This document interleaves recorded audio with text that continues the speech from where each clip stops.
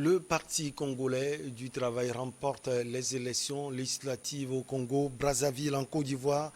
La justice instrumentalisée par les hommes politiques selon le rapport d'une organisation non gouvernementale. Au Mali, l'Égypte va suspendre sa participation à l'amunissement selon l'Organisation des Nations Unies. Et puis au Togo, des victimes dans une nouvelle attaque terroriste contre 4 villages au nord du pays. Nos invités sont en place. Le journaliste Emmanuel Vivien Tomi, directeur de publication de Plume Libre. Il est également conseiller en communication politique. Voilà. Emmanuel, bonjour, vous allez bien? Ça va bien, Michel. Bonjour aux téléspectatrices et téléspectateurs qui nous suivent partout dans le monde, spécialement à Bamako au Mali, mais aussi à Dakar au Sénégal et partout dans les villes européennes. Tous les Africains qui sont dans la diaspora, nous leur disons vraiment bonjour et beaucoup de courage. Adam Azronou est également là. Il est journaliste, directeur de publication de Vision d'Afrique. Bonjour, cher Adam, vous allez bien? Oui, Michel, ça va très bien. Et bonsoir à tous ces téléspectateurs et téléspectatrices qui nous suivent de par le monde.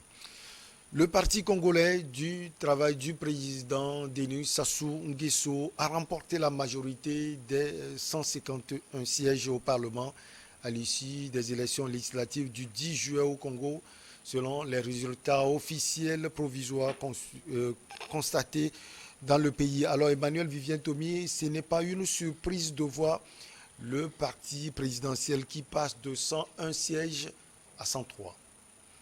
On ne change pas l'équipe qui gagne et on dit aussi en Afrique chez nous pour blaguer un tout petit peu que c'est difficile d'organiser les élections et de perdre, ce qui n'est pas normal parce que on peut organiser les élections et perdre en réalité.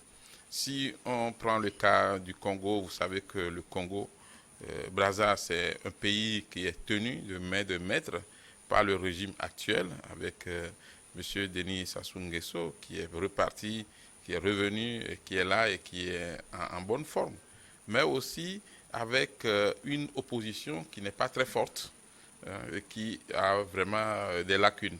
Parce qu'aujourd'hui, beaucoup d'oppositions en Afrique visent surtout le fauteuil présidentiel, alors que la démocratie, c'est d'abord à la base. Il y a aussi les locales, il y a les législatives. Si vous arrivez à dominer au moins le Parlement, vous pouvez bien contrebalancer les décisions et les desiderata du parti au pouvoir. Mais si vous blaguez avec les législatives et les municipales, vous n'avez pas de réelles assises pour pouvoir bien préparer justement les élections présidentielles. Moi, je m'attendais à ce que cette fois-ci, l'opposition puisse remporter au moins la moitié ou au moins avoir un pourcentage pouvant faire des blocages au niveau de l'Assemblée nationale. La participation a été très faible. Est-ce qu'on peut dire que une grande partie de l'opposition a eu à boycotter ces élections? Mais c'est notre mode opératoire. Le boycott par les citoyens. Sauf que chez nous en Afrique, le boycott d'une partie de la population n'a pas tellement de poids sur l'élection. On peut dire que vous êtes mal élu, mais vous êtes élu quand même. C'est ça le problème. Aujourd'hui, on sait que c'est surtout la ville de Brazzaville et Pointe-Noire, c'est les deux principales villes du Congo qui ont plus voté. Mais que ce soit une participation très faible ou non, on a les résultats, les premiers résultats. Et là même, il reste les ballottages, parce qu'il y a d'autres circonscriptions électorales qu'il faudra également pouvoir en députer. Et là, le parti au pouvoir, ayant déjà raflé plus de 100 sièges, va se concentrer encore sur ces zones pour pouvoir prendre encore les quelques miettes qui restent. Aujourd'hui, si vous prenez tout le score de toute l'opposition, pour le moment, vous êtes très très loin de la moitié même de la majorité présidentielle. Donc, il est très important que les oppositions se réorganisent, que les oppositions refassent une vision, puissent avoir des stratégies pouvant permettre de gagner les élections législatives. On boycotte le recensement électoral. on ne donne pas tellement d'importance au recensement électoral, mais on s'entend. Il faut commencer par là. Il faut commencer par là. Moi, je n'ai jamais vu les opposants en Afrique s'investir beaucoup pour le recensement électoral. Alors que le parti au pouvoir, ou bien les partis au pouvoir, mais perdent de l'énergie, mais aussi de l'argent pour que les gens puissent se faire recenser. Au moment du recensement électoral, il est très important qu'en tant que leader politique, qu'on puisse aller dans son village, comment on dit ça, essayer de sensibiliser les citoyens pour s'inscrire massivement. Première chose, si vous prenez certains pays comme le Togo, et il y a des moments où, quand l'opposition organise des marches ou des meetings, vous avez une grande foule qui est là, mais quand il s'agit de faire le recensement, on démotive la population et au dernier moment, on se dit, ben, écoutez, on nous a volé, ainsi de suite. Non. Ceux qui sont au pouvoir, ils savent qu'ils ne sont pas nécessairement bien aimés par toute la population ou la grande majorité, mais ils savent compter sur ceux qui peuvent voter pour eux. Ils sensibilisent pour que le recensement soit fait. Il faut éviter de boycotter des élections qui enracinent justement la démocratie. Les élections législatives. Si on vous vole lors des présidentielles, il n'y a pas de raison pour que aussi lors des législatives, où vous pouvez faire des actions directes dans la circonscription n'est pas nationale pour les législatives. Mais si vous avez des miettes, on va dire, mais peut-être que vous êtes en voie de disparition. Alors, Adam Adjornou, vous connaissez bien ce pays, le Congo-Brazzaville. Le ministre de l'administration territoriale, Guy Georges Mbaka, n'a pas précisé le taux de participation pour les journalistes et les observateurs. Ce taux est on ne peut plus faible. Nonobstant cette victoire écrasante, est-ce que ce n'est pas une sorte d'échec pour le parti au pouvoir ou bien le gouvernement actuel? Non, bon, moi je pense que c'est un désenchantement total de la population et cela concerne aussi bien le parti au pouvoir que l'opposition également. Puisque quelque part, lorsque nous parlons d'élections, surtout les élections qu'on prenne locales ou législatives, c'est une question qui concerne pratiquement la totalité des acteurs politiques du pays. On ne saurait pas l'administrer tout simplement au parti au pouvoir. Ceci étant dit, il faudrait quand même faire préciser que lorsque vous gagnez une élection où le taux de participation est assez faible, il est très difficile de mener des réflexions ou pratiquement de faire des analyses assez poussées sur l'assise réelle de votre parti politique sur l'échiquier politique du pays. Mais ici, je pense que ceux qui le disent, c'est vrai que tout le monde, pour ceux qui connaissent ou pas le Congo-Brazzaville, mais qui ont eu à entendre parler de la politique de ce pays-là, tout le monde peut s'accorder à dire, sans langue de bois, que cela n'étonne pas. Mais moi, je pense que c'est aussi très facile de pouvoir le dire ainsi, puisque depuis des lustres, il faudrait quand même qu'on puisse avoir une opposition qui a des stratégies qui puissent permettre de fragiliser, ne serait-ce que le parti au pouvoir dans une certaine localité donnée. Mais ici, je pense que lorsque l'on s'en tient aux résultats, en tout cas les premiers résultats officiels publiés vont pratiquement en déphasage avec ce que nous connaissons en ce qui concerne les élections, qu'elles soient législatives ou présidentielles dans tous les pays. Puis on a toujours tendance à dire que lorsque nous prenons les capitales ou les grandes villes, surtout Congo-Brazzaville, c'est les deux grandes villes que nous connaissons au niveau de Congo-Brazzaville. Les autres localités ne sont pas aussi moins grandes, mais les plus importantes, qui peuvent permettre que l'on ait une lecture assez fine sur la stratégie politique d'un bord ou de l'autre bord, serait quand même de pouvoir donc les tenir sur ces deux villes-là. Malheureusement, on constate que sur cette portion également, le parti au pouvoir a remporté ces élections-là. C'est ce qui me laisse dire que, quelque part, il faudrait quand même qu'on ait des oppositions qui puissent avoir des stratégies qui permettent réellement d'avoir une lecture assez fine sur la situation politique comme on l'est dans d'autres pays, ce qui n'est pas le cas au niveau de Congo-Brazzaville. Mais ici, il s'agit également d'avoir une opposition qui, dans sa stratégie, ne meut pas. Puisque lorsque nous comparons, puisque nous avons toujours l'habitude de leur comparer nos pays ou nos politiques à ce que fait la France. Et lorsque vous constatez, nous prenons les dernières législatives, vous constaterez qu'à un moment, lorsqu'on veut fragiliser le parti au pouvoir en place, il y a eu des alliances. Et naturellement, ça paye. Mais si vous allez constater que nous sommes en face des oppositions, d'abord qui sont fragilisées, aussi bien financièrement, mais également ne s'accordent pas sur un certain nombre d'intérêts liés d'abord à l'assise politique, des partis politiques d'opposition pris dans leur globalité.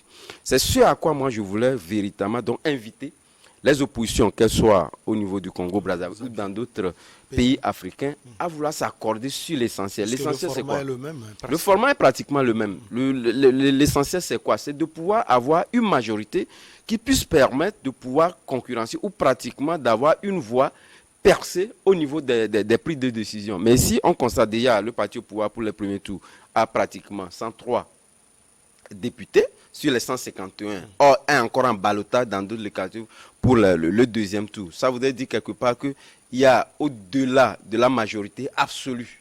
Donc là, je pense que les décisions seraient à la russe, tout simplement. Et ça, c'est quand même dommage pour nos pays, surtout lorsque nous prenons le Congo-Brazzaville, où, comme je le disais d'entrée de jeu, que c'est trop facile de dire que voilà, étant donné que Sassou Nguesso a une main mise ou pratiquement essaie de diriger le pays avec une main forte, cela ne dispense pas l'opposition de pouvoir avoir des stratégies, ne serait-ce que pour commencer à pouvoir donc avoir une dragée haute en ce qui concerne la politique de ce pays-là. Donc moi je pense qu'on ne saurait se réfugier sur l'assise nationale du parti au pouvoir. Il faudrait quand même que les oppositions au niveau du Congo-Brazzaville puissent avoir également le flair de pouvoir s'imposer au niveau de cette nomenclature politique du Congo-Brazzaville pour faire que les années à venir, pour qu'on puisse véritablement sentir qu'il y a une opposition qui persistance au niveau du Congo-Brazzaville. Mais également, on ne va pas perdre de vue le fait que nous n'avons plus véritablement des opposants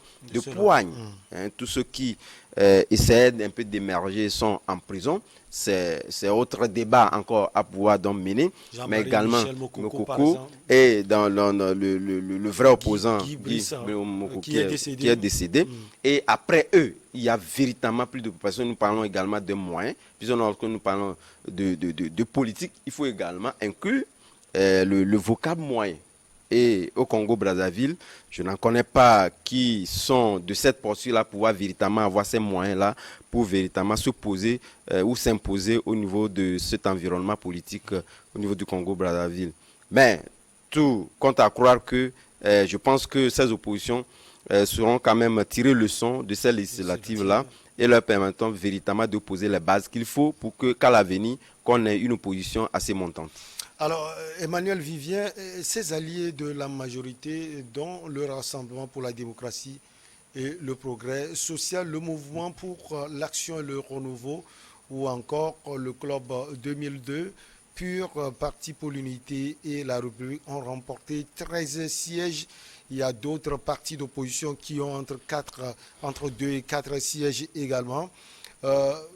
Emmanuel Vivien, cela veut dire que la voie est tracée pour le parti du président Denis Sassou Nguesso de faire ce qu'il veut. Le parti de Sassou Nguesso a d'abord une très grande expérience, mais aussi des moyens. Et quand on prend les partis les plus implantés ou les mieux implantés dans le Congo-Brazza, effectivement, le PCT est l'un des partis les mieux implantés. Il faut le reconnaître aussi. En même temps, ce qu'on ne peut pas comprendre, c'est cette façon pour l'opposition de ne pas accorder trop d'importance aux législatives et aux locales. Dans plusieurs pays, le siège le plus visé, c'est le fauteuil présidentiel, malheureusement. Or, si vous n'avez pas beaucoup de députés, vous ne pouvez rien faire, puisque les lois que le régime va proposer, ces lois vont passer comme une lettre à la poste. Première chose. Secondo, vous allez continuer par vous fragiliser encore plus pour les années à venir. Parce que vous savez, en Afrique, et partout même d'ailleurs dans le monde, on ne peut pas faire la politique sans moyens financiers.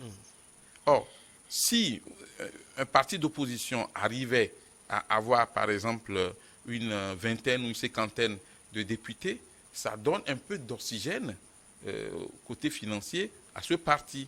Parce que ces députés pourront travailler sur le terrain avec un peu de moyens pour pouvoir mobiliser encore plus les troupes pour les prochaines élections. Mais quand vous avez, par exemple, le plus gros morceau, c'est 4 députés, 4 députés, 3 députés, même 1 député, mais c'est difficile de pouvoir avancer. Alors, au niveau des observateurs, on se dit aussi que si vous n'arrivez pas, vous êtes un leader politique, vous n'arrivez pas à gagner une élection législative dans votre propre localité, pourquoi prétendre se présenter à des présidentielles, donc au niveau national? Alors, mine de rien, même si les opposants pensent que le plus important, ce n'est pas les locales ou les législatives, les observateurs qui seront déployés plus tard dans le pays pour les élections présidentielles vont faire des recherches et savoir que déjà, aux élections passées, vous n'aviez eu que tel pourcentage. Et le nombre de voix que vous avez, voilà. Et tout ça, là, ça rentre en compte.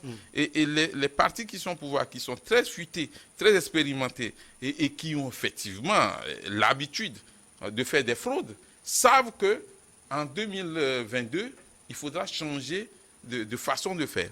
Aujourd'hui, les fraudes, ce n'est plus comme avant, c'est plus comme en 2005 ou en 2007, où vous pouvez voir facilement des urnes qui s'envolent ou des bureaux de vote créés de toutes pièces.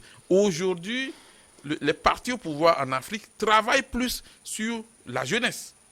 On mise sur la jeunesse. Et au moment où peut-être vous n'avez pas mobilisé du monde pour se faire recenser, le parti au pouvoir met tout en œuvre pour que les gens puissent s'inscrire d'abord. S'inscrire et à plus voter. Et il est très important qu'on sache que quand on est un parti politique, le premier objectif, c'est la conquête du pouvoir. Et le pouvoir, il y en a plusieurs. Le pouvoir législatif, c'est aussi un pouvoir, tout comme le pouvoir exécutif, tout comme le judiciaire. Et aujourd'hui, on parle de quatrième pouvoir comme étant la presse. Donc, si les opposants continuent par avoir de ces miettes-là au cours des élections locales et des élections législatives, cela a nécessairement des répercussions sur le parti au pouvoir. Et ne nous trompons pas, aucun parti au pouvoir dans un pays africain ne va permettre que ses adversaires puissent avoir le gros lot pour pouvoir le bloquer à l'Assemblée nationale, puisqu'on veut gouverner pleinement le pays. Alors, la coalition de la société civile à Damadjon, nous tournons la page affirmant avoir constaté des tricheries, des fraudes et des scènes de corruption à ciel ouvert, appelant les autorités à organiser les états généraux de la démocratie. Au prime abord, cette même question, cela va ouvrir la voie au PCT de faire ce qu'il veut au niveau de l'hémicycle et quelle réaction également sur cette sortie de la société civile. Tournons la page.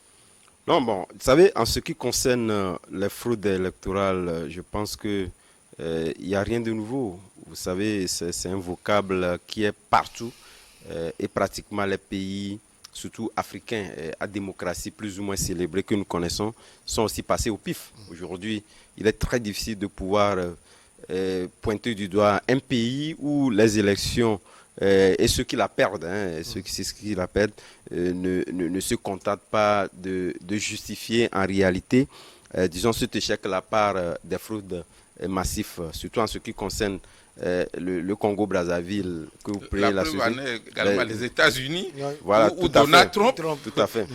pour la première fois dans l'histoire de ce pays, Donald Trump a contesté les résultats. Tout à fait. Donc, vous convenez avec moi que c'est un argument, à mon humble avis, qui n'est plus un argument assez solide pour justifier l'échec. Je pense que tous ces partis politiques, surtout majoritairement de l'opposition, ont cette manie de pouvoir se cacher derrière des fraudes électorales pour justifier un certain nombre d'échecs. Or, sur le terrain, vous constatez véritablement qu'il y a des éléments que vous pouvez mettre en exergue qui prouvent véritablement qu'il n'y a pas eu un travail sincère qui a été fait sur le terrain qui puisse permettre de justifier en réalité cette perte d'élections. Parce que quelque part aussi, vous savez, la politique, nous avons l'habitude de le dire, aujourd'hui, la politique pratiquement est devenue une science. Et je pense que chaque pas posé tient compte réellement des actes posés également sur le terrain, ce que nous n'avons pas l'habitude de pouvoir donc évoquer dans les démarches qui conduisent à une victoire ou à un échec, qui peuvent nous amener le jour ou les années à venir à pouvoir se pointer du doigt et changer de mécanisme de stratégie politique. Allez, on marque une petite pause. On vous retrouve, Emmanuel, Vivien et Adam, pour la suite.